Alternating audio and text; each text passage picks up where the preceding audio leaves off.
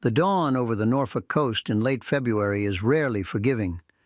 But for Andrew Mountbatten Windsor, waking up in the drafty, secluded confines of Wood Farm on his 66th birthday, the bitter chill must have felt particularly pointed. Historically, this modest 5-bedroom cottage has served as a quiet sanctuary for the royal family, a place where the late Duke of Edinburgh sought peaceful retirement and where monarchs have retreated from the relentless glare of public duty. But for Andrew, recently evicted from the sprawling manicured vistas of Royal Lodge, with its 30 rooms and grand pretensions, this relocation is no rustic holiday. It is a visible, humiliating exile mandated by a king who has entirely run out of patience. It was here at Wood Farm that Prince John was hidden away from polite society over a century ago, and now, in a darkly poetic twist, it has become the holding pen for another royal embarrassment, albeit one of a far more sinister and destructive nature. One can only imagine the sheer, suffocating indignity swirling within his mind as he faced the morning, a man stripped of his HRH, his military affiliations, and his dukedom, nursing the phantom weight of a privileged life that has evaporated before his very eyes. To be thrust into the role of a mere tenant at the king's pleasure, housed on the Sandringham estate like a problematic relative kept strictly out of sight, creates a claustrophobic atmosphere of paranoia and resentment that no amount of private wealth can ever truly mask.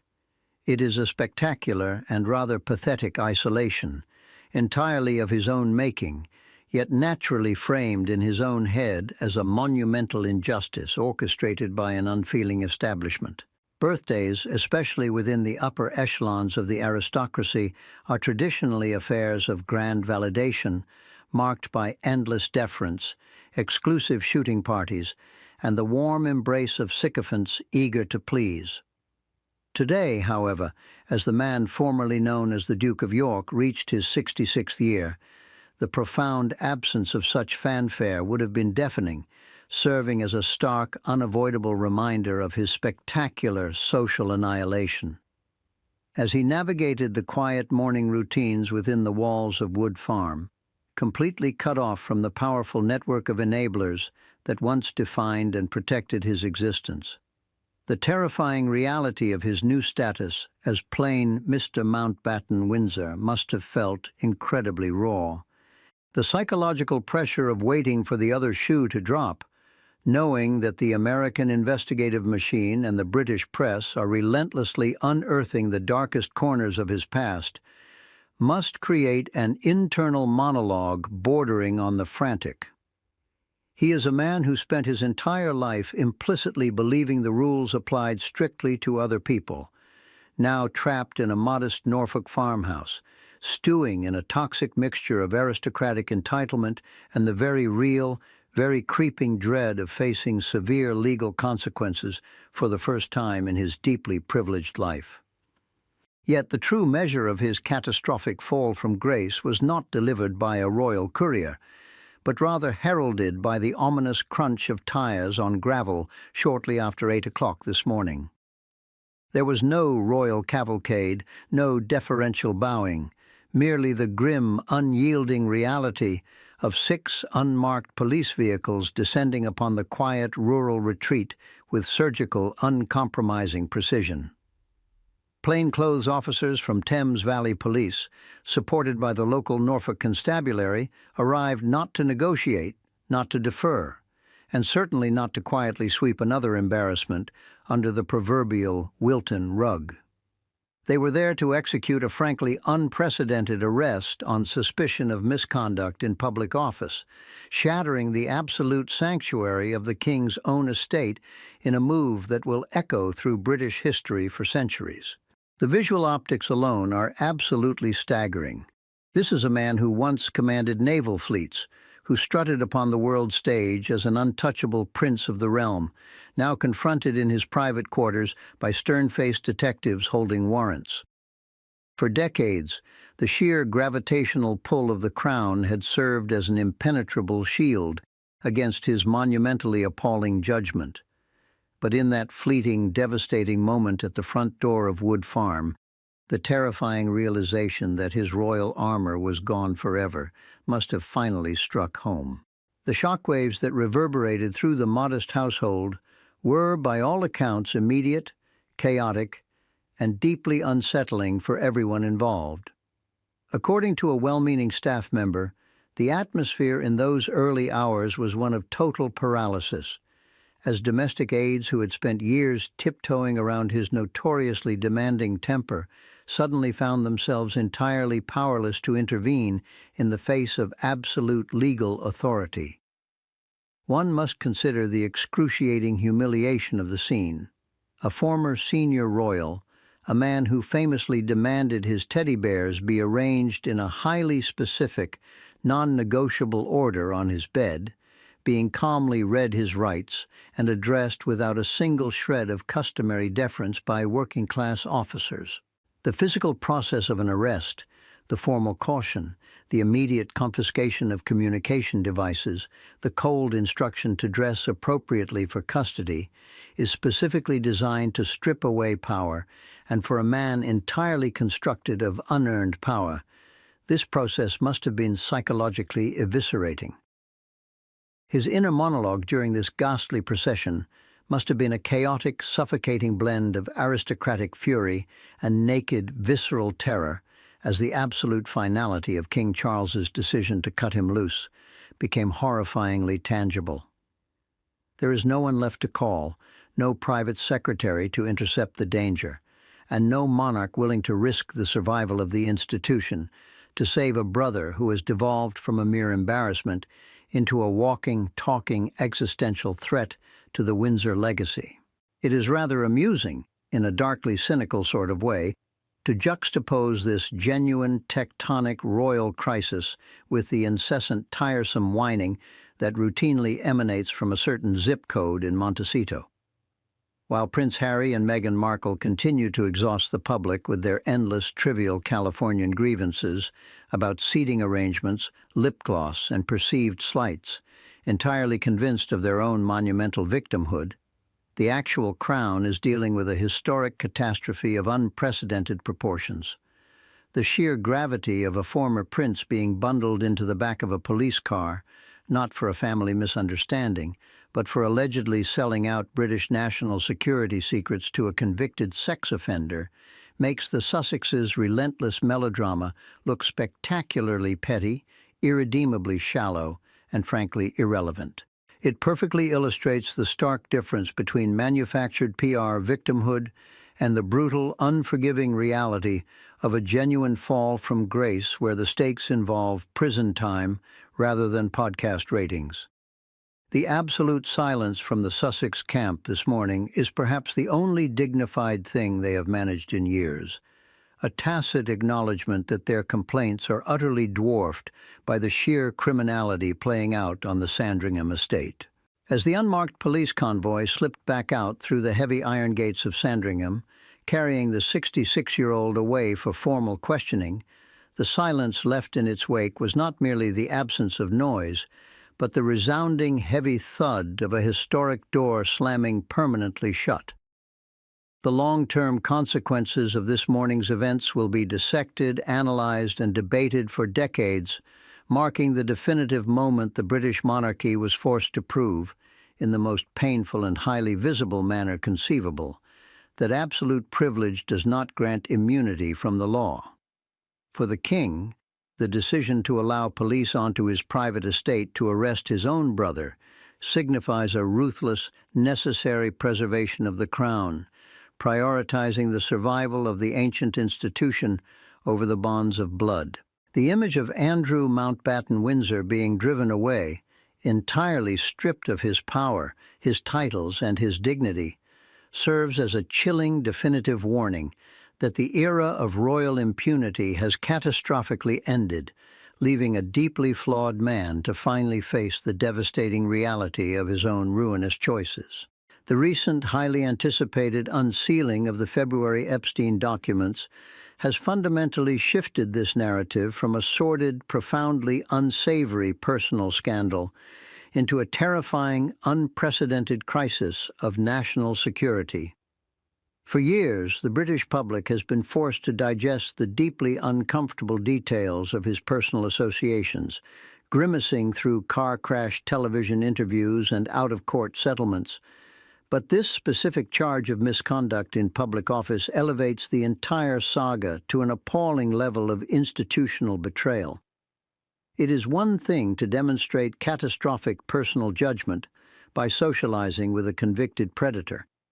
but it is quite another entirely to allegedly treat classified British government intelligence as a cheap transactional party favor to impress a disgraced, albeit highly influential billionaire. The sheer, unadulterated arrogance required to forward highly sensitive, confidential trade briefs regarding sovereign economic strategies directly to a registered sex offender in New York is frankly staggering, revealing a man who evidently viewed his diplomatic role not as a solemn duty to the crown and country, but as a lucrative personal networking opportunity. One must seriously attempt to comprehend the psychology of a member of the royal family who was so desperately, pathetically eager to cement his status among the global financial elite that he would willingly compromise his own nation's economic interests simply to ensure he kept a seat at their thoroughly tainted table. To properly understand the mechanics of this monumental betrayal, one must look closely at the crushing financial realities and the profound psychological inadequacies that have always haunted the former Duke of York behind those heavy, gilded palace doors. Despite the immense unearned privilege of his royal birth, Andrew Mountbatten Windsor has seemingly eternally suffered from a crippling inferiority complex, constantly chasing the dazzling, unfathomable wealth of the oligarchs, moguls, and financiers he insisted on surrounding himself with,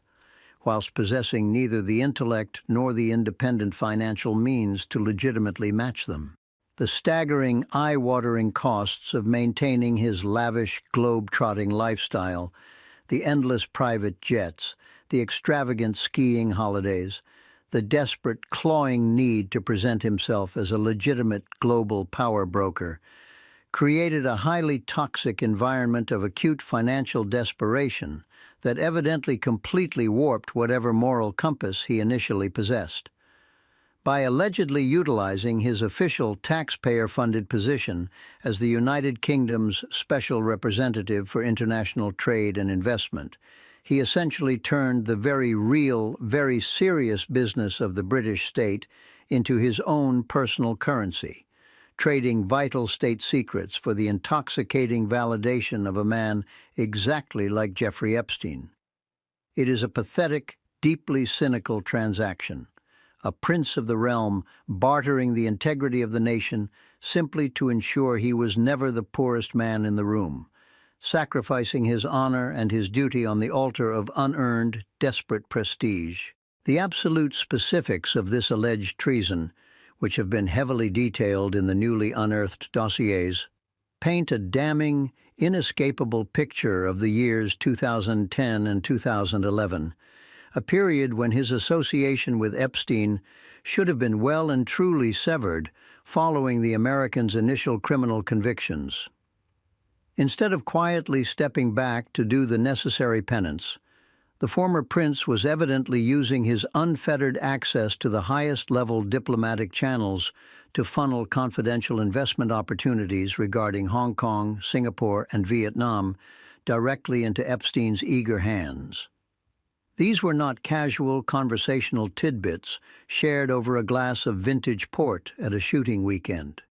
These were highly sensitive economic briefings compiled by British intelligence agencies and dedicated civil servants, detailing lucrative, closely guarded state strategies meant to benefit the British taxpayer.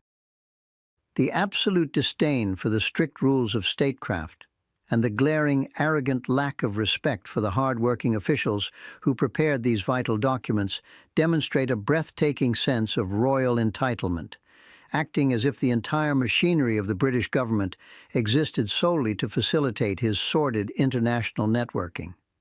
The mind truly boggles at the sheer unmitigated brazenness of utilizing official government servers and royal dispatch channels to essentially commit what amounts to corporate espionage against his own country, entirely blinded by the arrogant delusion that his royal status made him utterly untouchable by the law. Unsurprisingly, the grim realization of what was actually transpiring during those years of official diplomatic tours has sent absolute shockwaves through the corridors of power in London, revealing a catastrophic failure of institutional oversight that is now frantically being reviewed by deeply panicked officials. According to a well-placed source, the hushed, panic-stricken conversations currently echoing through the heart of Whitehall are less about the moral failings of the man himself, and far more focused on the terrifying realization that a senior royal was essentially operating as an unregulated, highly compromised security risk for over a decade. This same source indicates that frantic top-secret audits are now quietly being conducted regarding those shadowy, unrecorded dinners in Hong Kong and the mysterious meetings with foreign magnates as intelligence services desperately try to map the full, catastrophic extent of his alleged intelligence leaks. The atmosphere within the government is one of barely suppressed rage and profound embarrassment. Civil servants and government ministers who once bowed and scraped before him are now deeply horrified to discover that their classified work was being casually tossed to a predatory financier as a twisted token of friendship. It is an absolute nightmare for the British establishment, proving conclusively that the ancient deference traditionally afforded to the monarchy inadvertently provided the perfect, impenetrable cover for a man completely lacking in any fundamental sense of loyalty or duty to the nation he was supposed to represent. It is genuinely difficult not to view this profound, historic, institutional betrayal through the rather exhausting lens of the current royal landscape, particularly when one considers the endless petty noise constantly emanating from Prince Harry and Meghan Markle over in California. While the Sussexes spend their days aggressively demanding taxpayer-funded security details and bitterly complaining to anyone with a microphone or a streaming service about perceived family slights and the trauma of secondary royal housing,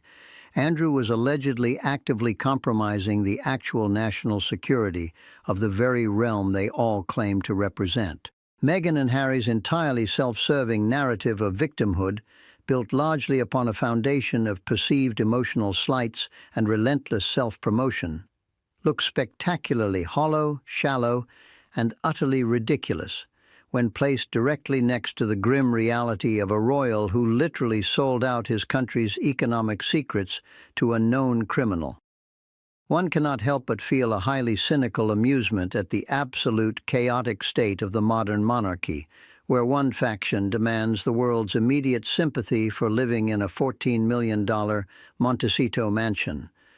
while another is quite literally being arrested for treating the United Kingdom's confidential statecraft as a personal bartering tool. The public sentiment has rightly shifted from mere tabloid fascination to a deep, resonant fury,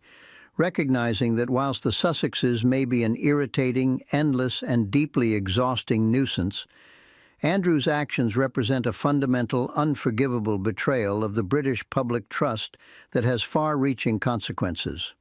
The long-term consequences of these catastrophic revelations will irrevocably alter the fundamental relationship between the British public, the government, and the monarchy itself, permanently shattering an illusion of absolute trust that has taken generations of monarchs to carefully cultivate and protect. We are no longer simply discussing the embarrassing indiscretions of a privileged royal playboy. We are facing the chilling, undeniable reality that the highest echelons of the royal family were allowed to operate entirely outside the parameters of basic national security, shielded solely by an outdated, sycophantic culture of extreme deference. As the Thames Valley Police investigation deepens and the full, unredacted scope of his communications with Epstein is laid bare for the entire world to scrutinize, the permanent stain of this alleged misconduct in public office will adhere to the Windsor name, serving as a dark, indelible reminder of exactly what happens when absolute privilege is left completely unchecked.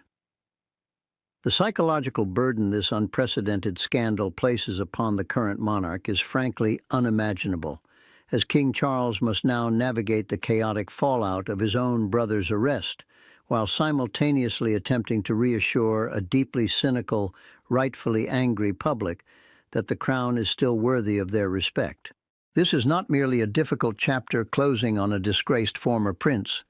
It is the violent, absolutely necessary tearing down of an invisible wall that has protected royal malfeasance for far too long, demanding a level of accountability that the institution has historically done everything in its considerable power to avoid. The swiftness with which the political establishment has moved to utterly distance itself from the former Duke of York is as breathtaking as it is historically unprecedented, underscoring the absolute severity of the charges he now faces. When Prime Minister Keir Starmer stepped before the cameras in the immediate aftermath of the arrest, there was a palpable, icy finality to his declaration that nobody is above the law, completely dismantling any lingering illusions of institutional protection that Andrew might have desperately clung to. Starmer's blunt, uncompromising commentary deliberately positioned the former prince not as a fallen royal requiring delicate handling, but as a completely ordinary citizen facing grave criminal consequences for an alleged abuse of public office. This was not merely a standard political soundbite designed for the evening news. It was a definitive, heavily calculated ultimatum from Downing Street, essentially serving notice to the palace that the British government would no longer expend a single ounce of political capital to shield a man who had seemingly treated state secrets with such cavalier, dangerous contempt. The sheer weight of a sitting prime minister publicly endorsing the police investigation and demanding total equality under the justice system must have struck the quiet confines of Wood Farm like a physical blow, erasing the final desperate hope that the ancient, deeply ingrained deference of the British state might somehow intervene to save him at the 11th hour. Within the grand, velvet-lined corridors of Buckingham Palace, the atmosphere is currently one of ruthless, hyper-focused self-preservation,